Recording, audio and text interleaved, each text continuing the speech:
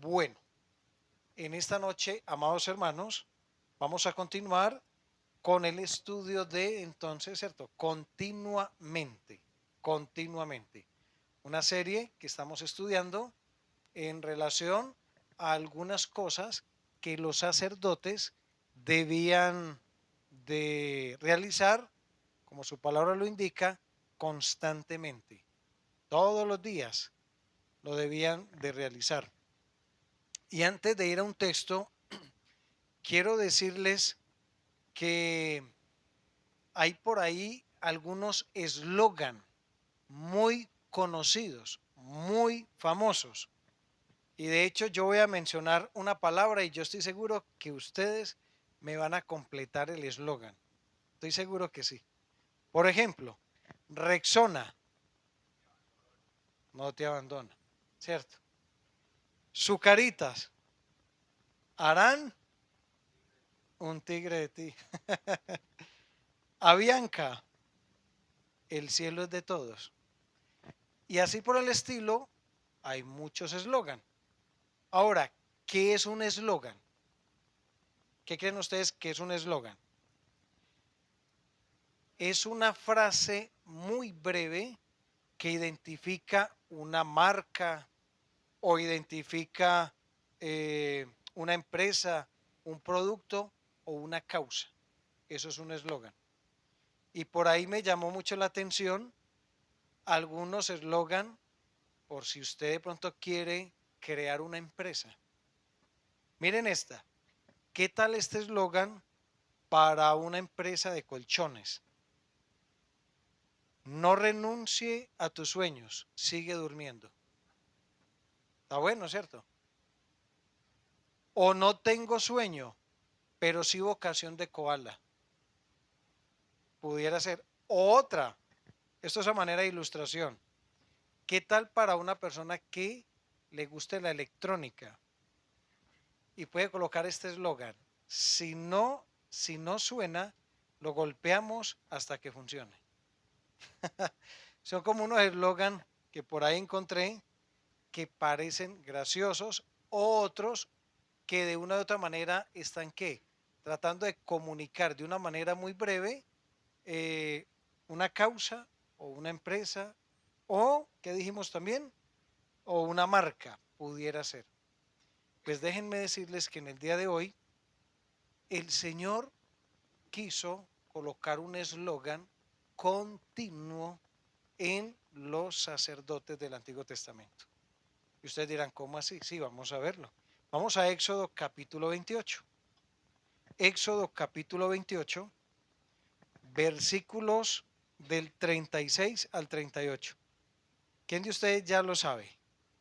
Vamos a ver, si alguien lo sabe, lo puede decir antes de leer. Exacto, muy bien.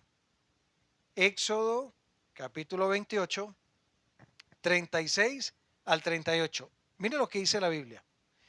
Harás además una lámina de oro fino y grabarás en ella como grabadura de sello que santidad a Jehová. Yo veo esto como un eslogan. Sigamos. Y la pondrás con un cordón de azul y estará sobre la mitra. ¿Qué es la mitra? ¿Quién de ustedes recuerda? El turbante, ¿cierto? Iba en la cabeza. Y sobre ese turbante iba una lámina de oro con esa grabación, Santidad de Jehová, y esa lámina de oro iba sostenida con un cordón azul. Por parte delantera de la mitra estará, o sea, de frente, al frente. Y estará sobre la frente de Aarón y llevará a Aarón las faltas cometidas en todas las cosas santas que los hijos de Israel hubieran consagrado en todas sus santas ofrendas. Y sobre su frente estará como, ojo a la palabra, para que obtengan gracia delante de Jehová. Hermanos, el sumo sacerdote usaba esa lámina de oro puro en el lugar más visible, en el lugar que más sobresalía, encima de la mitra, dice ahí el texto. Ahora, mucho más que un adorno, mucho más que un bonito lema o mucho más que una frase sagrada, era la realidad que representaba. El respeto, la solemnidad y la reverencia al Señor. Eso es lo que representaba ese lema. Y yo creo, estoy convencido de que esa frase representaba o se refería, no se refería tanto a hablar acerca de la santidad de Dios, porque ellos ya lo sabían. Yo creo que esa frase le recordaba mucho más al sacerdote cómo debía conducirse todos los días de su peregrinación. Era un recordatorio para el mismo sacerdote, ¿cierto? De cómo debía ser su estilo de vida. Esa lámina entonces representaba o debe representar la vida de cualquier cristiano, y se debe convertir básicamente, ojo a esto, en nuestra identidad. Ese eslogan se debe convertir en la identidad de cualquier cristiano. Y notemos algo, si el sacerdote la llevaba aquí en la frente, eso significa que el mismo sacerdote no la podía ver, a no ser de tener la ayuda de qué, de un espejo, pues. ¿Cierto? En un espejo, cuando uno se organiza y se viste y todo esto y se afeita y se peina, usted se asoma en el espejo a ver cómo quedó, ¿cierto? Y ahí usted puede observar cómo está. Pero una vez el sacerdote se organizaba, él no podía verse a sí mismo. Y eso significa que ese eslogan era ¿qué? Era notable para los demás. Él no la veía, pero otros sí lo podían observar. Otros sí lo podían ver. Y aquí viene una pregunta. ¿Qué ven los demás en mí? ¿Qué ven los demás en nosotros? ¿Qué es lo primero que una persona lee de usted o de mí? ¿Cuál será el eslogan que otros nos ponen? ¿Qué será el concepto de las demás personas? ¿Sabían ustedes que para el Señor Jesucristo fue importante eso? Yo creo que aquí ya lo hemos visto y lo hemos estudiado. Miren que el Señor preguntaba, ¿qué dicen los demás? Que quién es el Hijo del Hombre. Y yo creo que esa es una pregunta que usted y yo nos debemos de estar haciendo constantemente. Porque hermanos, es importante el testimonio. Y es importante lo que otros piensen de mí. En el sentido de, en relación a nuestro testimonio del Evangelio, de nuestra vida cristiana. ¿Será que si una persona se detiene a considerar su vida o la mía, podrá terminar diciendo o glorificando a Dios o blasfemando su nombre? ¿A qué conclusión podrá llegar una persona después de analizar su vida o la mía? No se nos olvide, amados hermanos, que el Señor Jesucristo imprimió su identidad en usted y en mí. Y ahí tenemos la lámina.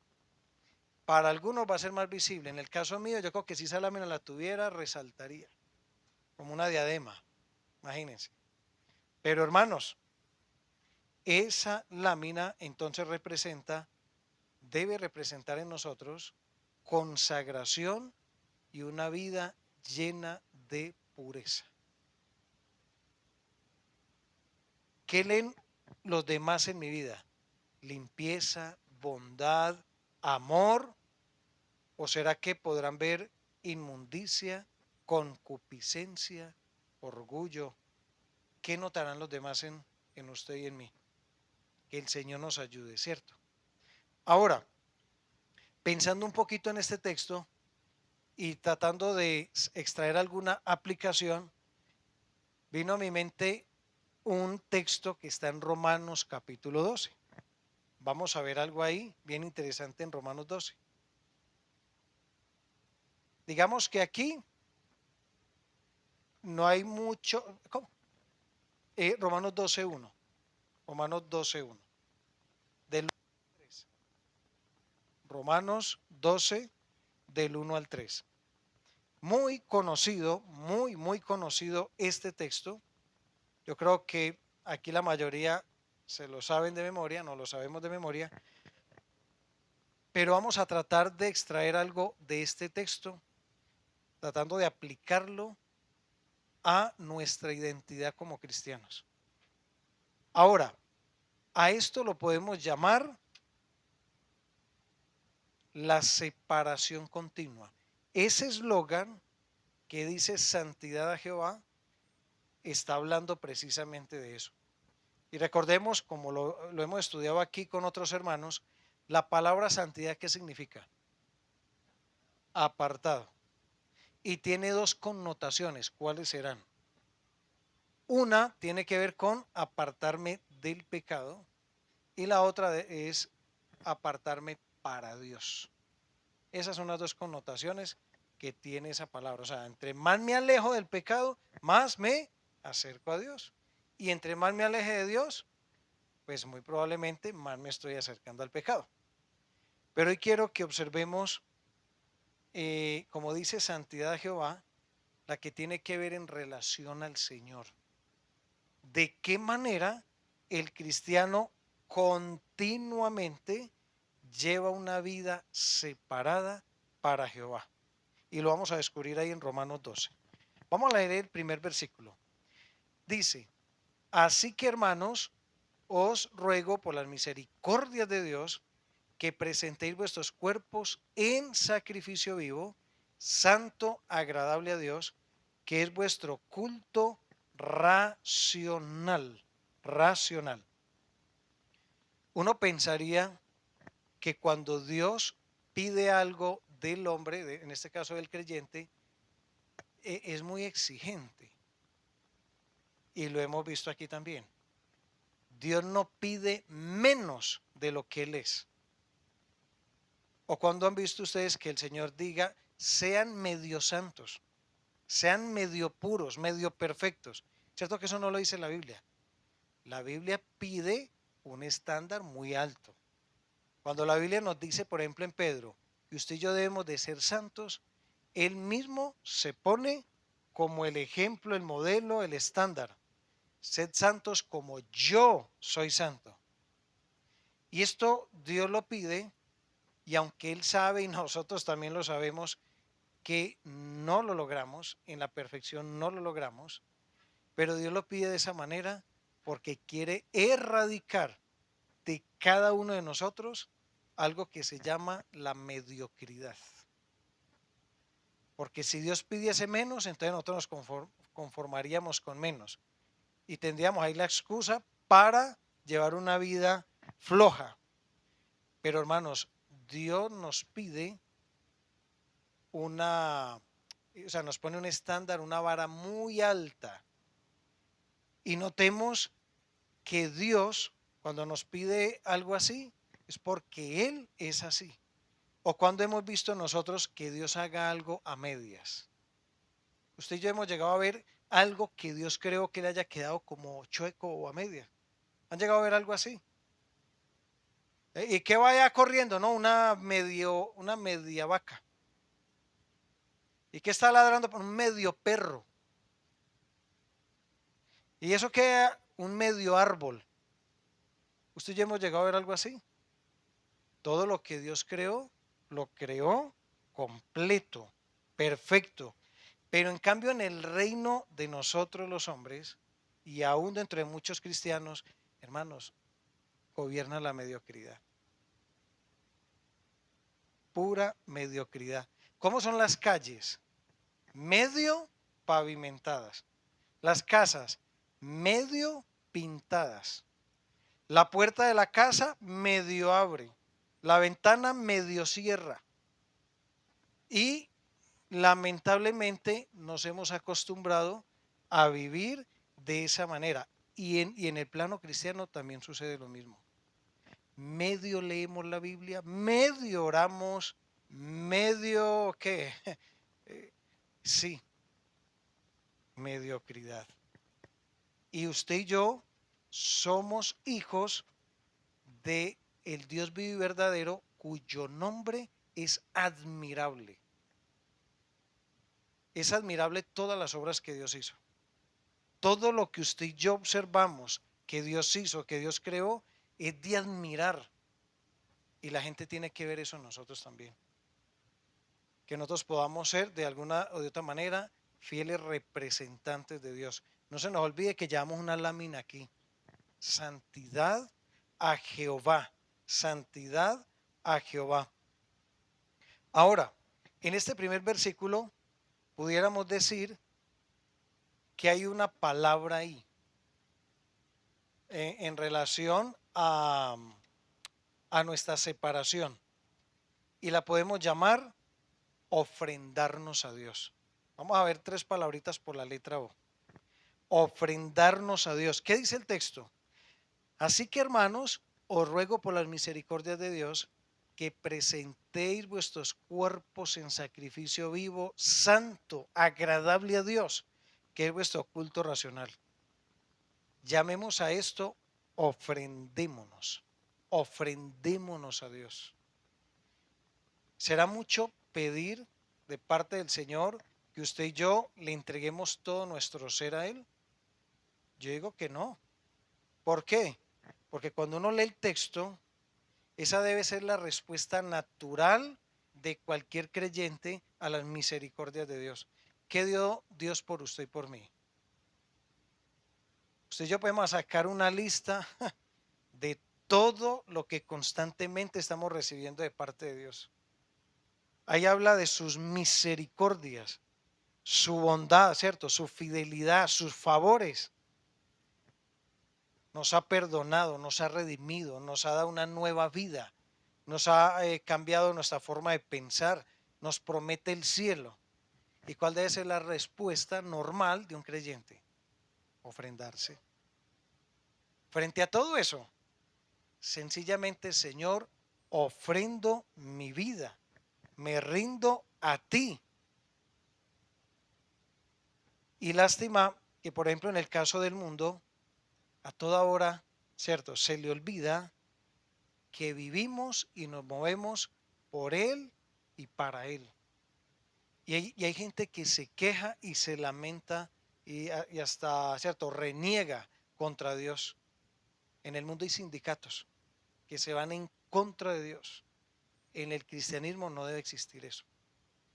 Lo único que nosotros debemos de tener como respuesta a Dios es gratitud. Gratitud por todo lo que usted y yo hemos recibido.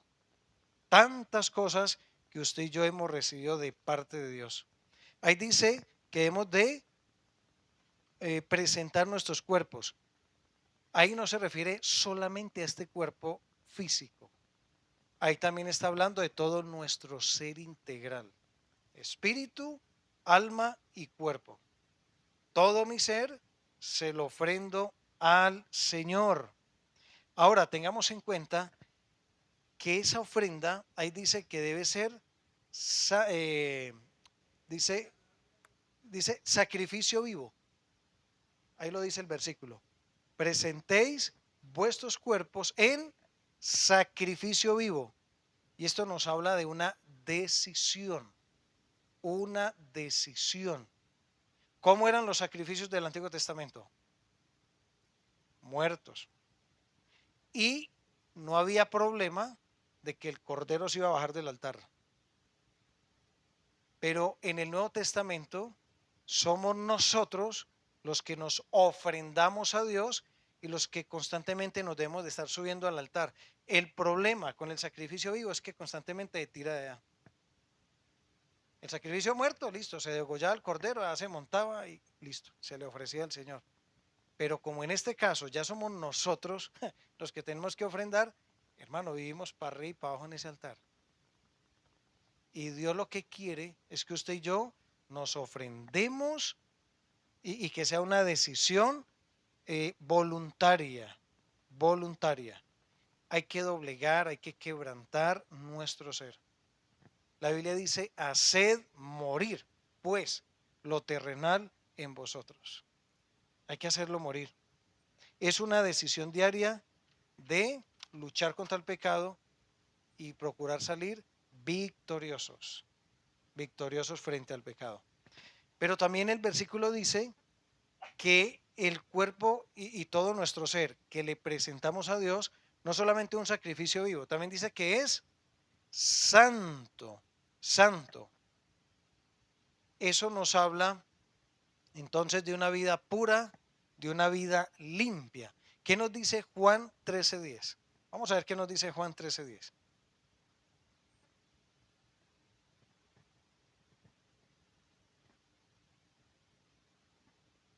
Ahí está el Señor lavando los pies a sus discípulos. Y en Juan 13:10 dice, el que está lavado no necesita lavarse, sino lavarse los pies, pues está todo limpio. Y vosotros estáis limpios, aunque no todos. Pero noten ustedes la frase ahí. Usted y yo ya hemos sido redimidos por la sangre del Cordero. Ese sacrificio que el Señor efectuó en la cruz lavó y borró mis pecados. Pero constantemente, hermanos, nos ensuciamos. Constantemente algo se nos pega. A ver, usted y yo nos bañamos todos los días, ¿cierto? Eso espero. ¿Y por qué nos bañamos todos los días? Todos los días nos ensuciamos. Y hay días que llego a la casa, cuando uso a veces camisas de manga larga y me las quito, en el puño se ve, ustedes notan, o en el cuello. Y usted llega y se quita la camisa y ese olorcito como tan...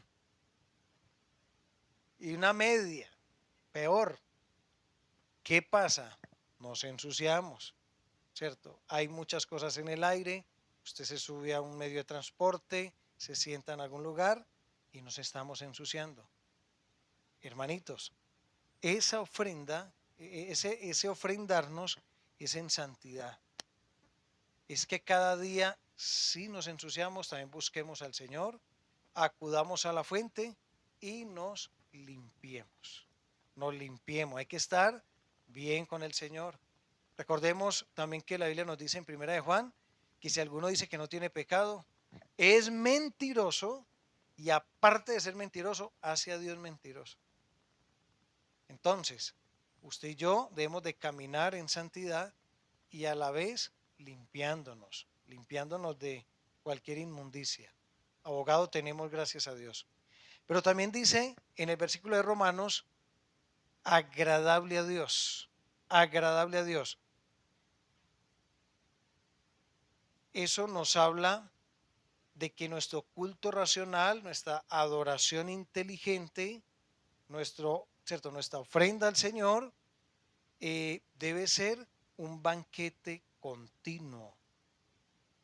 Y hay que pensar en algo acá, no solamente en el gozo que usted y yo podemos disfrutar, porque es agradable a Dios, sino en el gozo que usted y yo podemos despertar en el corazón de Dios.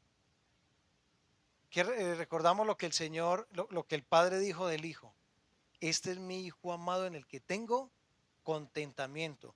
El Padre observaba la vida de su Hijo Jesucristo y él se regocijaba de ver su obediencia, de ver su vida, se regocijaba. ¿Será que usted y yo producimos una sonrisa en el rostro de Dios? ¿Será que el Señor nos ve y se agrada? ¿O qué ver al Señor? Porque recuerden que el Señor también lee nuestra laminita, la lámina de oro. Que el Señor nos ayude con esto, hermano. Entonces, primero es ofrendémonos. ¿Cómo? Todo nuestro ser. Una vida de devoción, una vida de limpieza y una vida que agrade al Señor. Amén. Y hay un segundo punto, bueno, son tres, vamos a ver el segundo. Romanos 12:2. No os conforméis a este siglo, sino transformaos por medio de la renovación de vuestro entendimiento, para que comprobéis cuál sea la voluntad de Dios, agradable y perfecta. El primer versículo va en relación de nosotros hacia Dios. ¿Y qué debemos de hacer? Ofrendarnos. Señor, me ofrendo mi vida. Pero esta segunda es en relación a quién? al mundo. Y aquí podemos usar otro verbo, olvidémonos. Si al Señor me le ofrendo, ¿qué debemos de hacer usted y yo con el mundo? Olvidarnos del mundo. No os conforméis a este siglo, sino transformaos por medio de la renovación de vuestro entendimiento. Aquí está hablando de varias cosas. Una de ellas es que el mundo tiene un molde. El mundo tiene un molde y nos quiere meter en ese molde, nos quiere incrustar ahí, nos quiere encajar. ¿Y cuál es el molde del mundo? ¿Cierto? Sus ideas, sus pensamientos, un patrón, todo eso. Hermanitos, cuando usted y yo nos convertimos al Señor, cuando usted y yo aceptamos al Señor Jesucristo, por consiguiente, nos estábamos despidiendo del mundo. Estábamos diciendo a todo este sistema que ya no quería seguir más en esa corriente. Yo no entiendo cómo existen hoy en día creyentes que dicen seguir a Cristo, pero siguen las mismas costumbres del mundo. Siguen con la misma música del mundo, siguen con las mismas modas del mundo, la misma forma de hablar del mundo. Entonces, ¿cuál fue el cambio? La Biblia dice, por ejemplo, dice que Dios pone un cántico nuevo. Y eso lo habla ya en el Salmo 40 en relación a una vida nueva, porque está hablando de que Dios me saca del pozo de la desesperación, dice que pone mis pies sobre peña, endereza mis pasos, puso luego que cántico nuevo en mi boca y alabanza a nuestro Dios. Entonces, si Dios me sacó de ese mundo, no es para yo seguir en esa misma corriente. A veces se nos olvida y se nos va pegando cositas de este mundo. Otra vez volvemos a ese, de pronto ese estilo de vida. Y ojo a esto, aquí dice renovación, o más bien transformación. No os conforméis a este siglo, sino transformaos. Creo que la palabra ahí tiene que ver con metamorfosis. Exacto, un cambio total. Creo que aquí sabemos lo que es la metamorfosis, ¿cierto? Es el gusanito, el mejor ejemplo que hay de la metamorfosis es eso. Es un gusanito que usted lo ve y un gusano, ¿qué produce un gusano? A ver, asco, ¿cómo? Repudio. Si usted está tomando, si está comiendo unos espaguetis ahí los deja. Dice, no, yo que me voy a comer eso ya, porque eso produce algo maluco. Pero cuando ese gusanito se produce una metamorfosis, ya luego lo que sale de ahí produce ¿qué? Admiración. Usted ve algo hermoso. Yo me quedo fascinado, sobre todo con los niños, y lo he visto en mis hijos, cuando salen corriendo viendo mariposas, porque son bonitas, ¿cierto? Tienen colores, figuras, hay unas que tienen hasta números ahí. Bueno, hay gente que llega y ven eso y que es que pase el chance, ojo con eso, nada de eso. Pero resulta, hermanos, de que el cambio y la transformación es muy grande. De usted ver un gusano hay que se arrastra ahí a ver una mariposa, una transformación. El Señor quiere que usted y yo vivamos en esa transformación, que nos olvidemos del mundo, de la forma en que hablamos, de las amistades, hermanos. Miren, Dios no quiere que usted y yo seamos antipáticos. Nuestra gentileza debe ser conocida de quién, todos los hombres. Pero usted y yo no podemos llegar a tener una relación muy estrecha con personas del mundo que fácilmente nos pueden arrastrar al pecado. Es decir, usted y yo debemos de hablar con las personas, no podemos ser, ¿cómo es la palabra? ¿Cómo? Sí, ya lo mencioné, pero otra, un sinónimo de antipático. Bueno, exacto. Entonces, ¿qué pasa? Lo que usted y yo tenemos que hacer es presentarse el Evangelio, hablarle a la gente del Señor, pero no involucrarnos en las obras infructuosas de las tinieblas. Tenemos que vivir apartados de eso, porque no se nos olvide que usted y yo tenemos un eslogan en nuestra frente: santidad a Jehová. Y vamos a ver el último punto, y está en el versículo 3, Romanos 12:3. Digo pues, por la gracia que me es dada, a cada cual que está entre vosotros, que no tenga más alto concepto de sí que el que debe tener, sino que piense de sí con cordura, conforme a la medida de fe que Dios repartió a cada uno. Si el primero es en relación a Dios, si el segundo es en relación al mundo, ¿este es en relación a quién? A uno mismo. A uno mismo.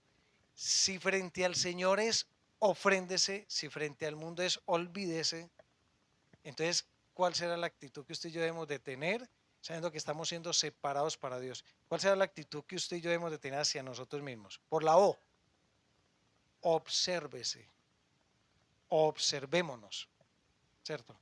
Obsérvese. Hermanitos, Dios quiere que usted y yo tengamos un equilibrio en relación al concepto que usted y yo tengamos. Ni una estima muy alta, ni tampoco una estima muy baja. La que es, la que es. Dios no está a favor de los extremos, pero en el equilibrio Dios sí está de acuerdo. De hecho, Él dice, piense de sí con cordura, ¿cierto? O sea, con una mente cabal, moderada y prudente. A eso se refiere la palabra cordura. ¿Qué nos dice Filipenses 2:2 al 3? Muy conocido el texto.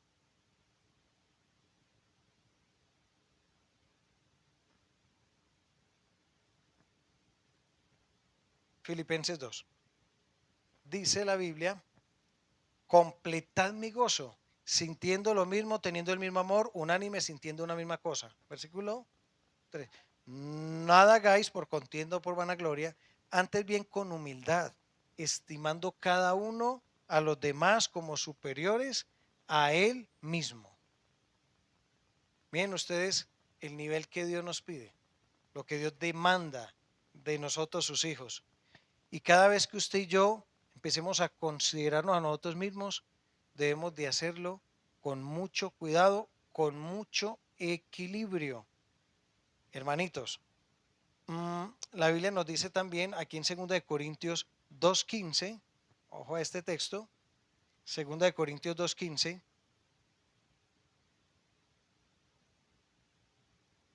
vamos a ver, ya lo van a proyectar ahí. ¿Ya? Para que Dios, perdón, porque para Dios somos grato olor de Cristo en los que se salvan y en los que se pierden. ¿Y qué queremos decir con esto? Recordando lo que decíamos ahora al principio.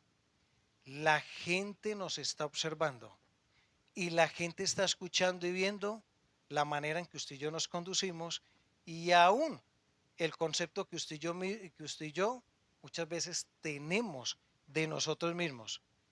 ¿Y saben algo? Cuando un cristiano va por cualquier lugar, esto debe ser lo que usted y yo debemos de considerar y tener presente diario. Que usted y yo estamos, ¿cómo se dice? ¿Cómo? Emanando, hay otra, expidiendo, también es correcta, expidiendo. Olor, un olor. ¿A qué estamos oliendo? ¿Qué olfatea la gente de nosotros? ¿El perfume de Cristo? ¿O será que tenemos de pronto un mal olor? No se nos olvide que usted y yo tenemos una lámina, un eslogan que todo el mundo está observando. Y por donde usted y yo nos movilicemos, de una u otra manera estamos dejando un rastro. ¿Qué rastro estamos dejando? ¿El grato olor a Cristo? ¿O será que otros tendrán que decir, no, ese creyente no tiene nada? ¿Será que la gente puede decir, he aquí un verdadero israelita, un verdadero paisita, en el cual no hay engaño? Hermanitos, que el Señor nos ayude con estos pensamientos, que usted y yo podamos entender y comprender que debemos de llevar una vida separada continuamente. Así como los sacerdotes usaban esa lámina constantemente, continuamente, usted y yo debemos de llevar una vida separada para el Señor, ofrendándonos al Señor, olvidándonos del mundo y observando nuestra manera de conducirnos en este mundo. Amén. Vamos a orar y vamos a darle gracias a Dios. Padre, en esta mañana, en esta noche, te agradecemos por tu palabra. Gracias, Señor, por la manera en que tú nos sustentas, por la manera en que tú nos cuidas. Gracias, Señor, por el mensaje de tu palabra. Y te rogamos para que por favor tú nos ayudes, Señor, a ponerla por obra, a comprender que somos cartas leídas, a entender, oh Señor, que todo mundo o que muchas personas se están fijando en la manera en que nos conducimos. La gente está viendo si lo que nosotros tenemos, si lo que nosotros profesamos creer funciona, porque al mundo ya no le funcionan sus métodos. El mundo, en cierta manera, están cansados de sus estrategias y ven que todas fracasan. Y ellos están buscando modelos y están observando personas para ver si lo que tienen les funciona para luego ellos adaptarlo a sus vidas. Oh Señor, ayúdanos a entender que por todas partes la gente nos mira, la gente nos observa y que tenemos, Señor, que dejar el grato olor a Cristo como un buen perfume, que por donde pasemos la gente pueda respirar con tranquilidad y también pueda ver a Cristo en nuestras vidas. Señor, ayúdanos a apartarnos del mundo, ayúdanos, Señor, a consagrarnos a ti. Oramos pues con gratitud en el precioso nombre de nuestro Señor y Salvador Jesucristo. Amén y amén. Amén. Maestro, Dios les bendiga.